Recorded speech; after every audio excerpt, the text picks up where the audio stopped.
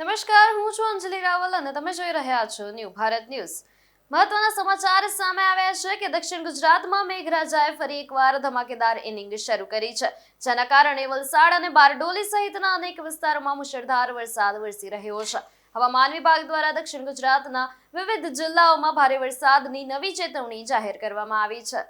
દક્ષિણ ગુજરાતમાં વિરામ બાદ મેઘરાજાની ફરી આક્રમક એન્ટ્રી થઈ છે। વલસાડ જિલ્લાના ઉમરગામ, વાપી અને કપરાડા સહિતના વિસ્તારોમાં સવારથી જ ધોધમાર વરસાદ વરસી રહ્યો છે, તો આ તરફ સુરત જિલ્લાના બારડોલી અને તેની આસપાસના ગ્રામ્ય વિસ્તારોમાં પણ મુશળધાર વરસાદ ખાબક્યો છે। સિઝનના આ નવા રાઉન્ડના કારણે ખેતરો પાણી થઈ ગયા છે, જેને પગલે ડાંગરની રોપણી કરતા ખેડૂતોમાં ભારે ખુશીનો માહોલ જોવા મળી રહ્યો છે।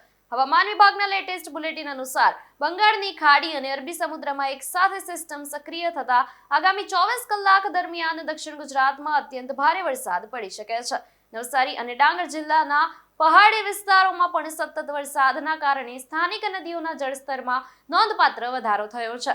શહેરી વિસ્તારોના મુખ્ય માર્ગો પર પાણી ભરાઈ જતા વાહન ચાલકોને ભારે હાલાકીનો સામનો કરવો પડી રહ્યો છે। તો દક્ષિણ ગુજરાતમાં શરૂ થયેલો આ નવો રાઉન્ડ આગામી દિવસોમાં સ્થાનિક નાગરિકો માટે મુશ્કેલી વધારી શકે છે। વાવણી લાયક વરસાદથી ખેડૂતો ભલે ખુશ હોય, પણ શહેરી વિસ્તારોમાં પ્રી મોન્સૂન કામગીરીના ધજાગરા ઉડતા જોવા મળી રહ્યા છે। હવે જોવાનું એ રહેશે કે વરસાદનું જોર વધવાની સ્થિતિમાં સ્થાનિક તંત્ર પાણીના નિકાલ માટે કેટલી ઝડપી કામગીરી કરે છે।